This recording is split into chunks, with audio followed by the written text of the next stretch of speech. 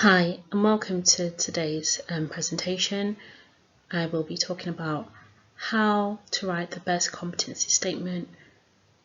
My name is Stephanie, and I will be your host for today. So we will be talking about what competency statement is, the structure, the situation, task, result, and opportunity for us just to recap on what we've discussed today. So what is a competency? A competency is a set of defined behaviours that provide a structured guide enabling the identification, evaluation and development of the behaviours in individual employees. The term competence first appeared in an article authored by Richard White in 1959 as a concept for performance motivation. His book is listed below, Motivation Reconsidered, titled The Concept of Competence. It's worth the read. So here we talk about the structure. So this is the STAR technique. So S standing for situation, T standing for task, A standing for action, and R standing for result. So the STAR technique. This is the best and the most structured way of answering competency-based application questions or interview questions. So it's important here to take a good look at the job description and use key phrases and words to write or describe the scenario. This is a top secret that a lot of people do not know, but this is where it will fetch you marks should you use key phrases and key words when you explain or describe that scenario.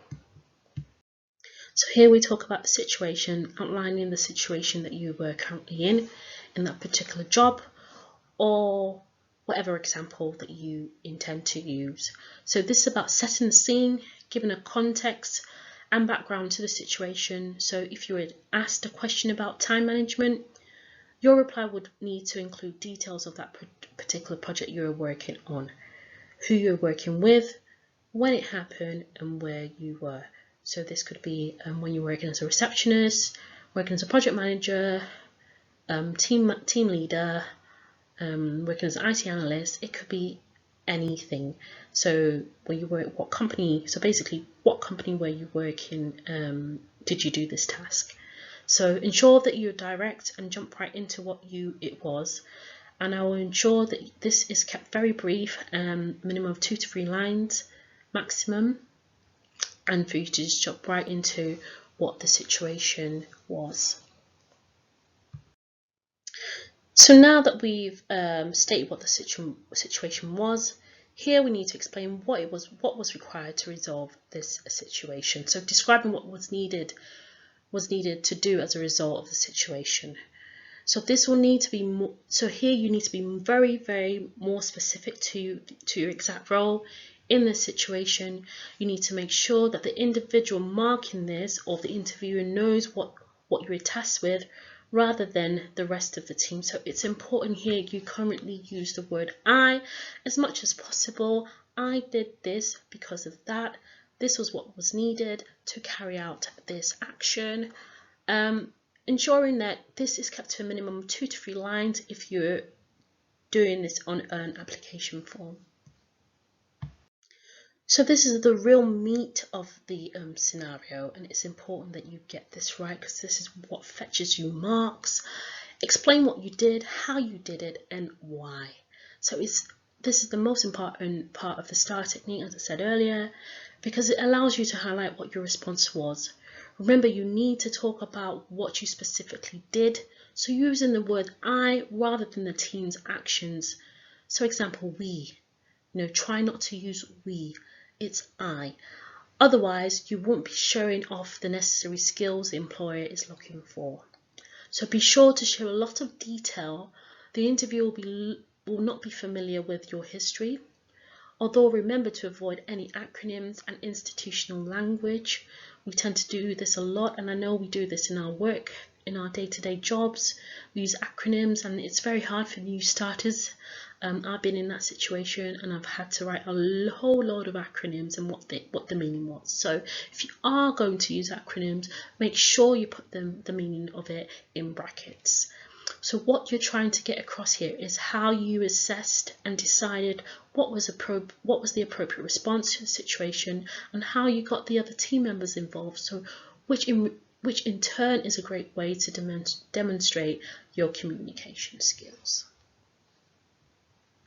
So here again, before we move on, I'll ensure what I've done in the past anyway. I have ensured that I put my actions into bullet points.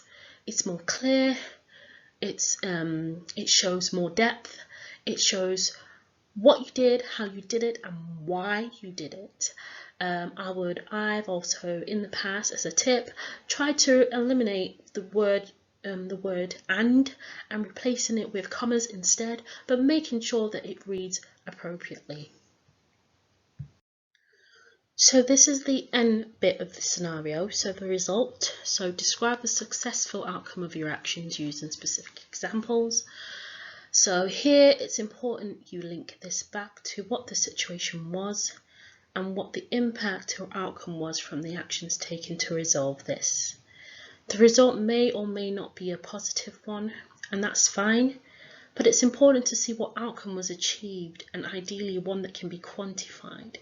So examples include repeat business, an increase in sales by 10%, 15%, 5%, or how it saved the company. So the interviewer will also want to know about what you learned from that situation, and if there was anything you could have done differently if you were faced with the same situation again. Was there any feedback? Did you give any feedback? Was there any recommendations? What recommendations did you make? And did that result in any rewards? That could also be highlighted. Were you promoted? Were you the star of the week? It's important that all this is highlighted in this section. And I will try and make this to be about 3 to 4 lines if possible. Making sure that you're sticking to the word count. So I know that a lot of government roles, they tend to ask for scenarios around 250 words, so make sure that you're within limit. Some people ask for more, but making sure that you're keeping within the word limit for the entire scenario. So here we recap on the STAR technique, which enables you to show your relevant experience with the interviewer in a methodological manner. We recommend you doing some in-depth preparation before the interview so that you have some great examples to quote or already have set scenarios on a Word document. So here I try to ensure that once I've been faced with a certain task that I've not done before or have done previously, or what I do on a day-to-day basis, or something that's not within my remit and I was tasked to do, I just find time to bullet point what the situation was, the task, the action, and the result, and then find some time in the day or in another day just to actually put all this information together and just type it all out. And what I tend to also do is categorize them as well. So what do I feel this scenario best sits with? Does it best sit with communicating and influencing? Does it best sit with how I made an effective decision, or managed a quality service, or how I saw a bigger picture to something, or basically how I worked well within a team? So that could be something that you could do. So a lot of questions will require you to think about your past work experience that you've done. And this doesn't have to just be about past experience. It could be about stuff that you're currently doing. It could be about stuff, that you've done a bit of shadowing, you've traveled, you've been on a secondment, or even volunteering. You could make scenarios in regards to that. By using this step-to-step method, you will be able to answer each question in a systematic manner without forgetting the important aspects. So I want to just thank you everyone for finding time just to go through this video step to step. I hope it's all made sense. If you have any further questions, please leave your comments below, or if you rather just send me a direct question, my email will be in the description bar below. I'm happy to look through any examples that you may have. I'm pretty good at looking at examples and highlighting where changes need to be. So if you're comfortable with that, drop me a line, send me an email, and I will come back to you. Thank you ever so much. Good day. Bye.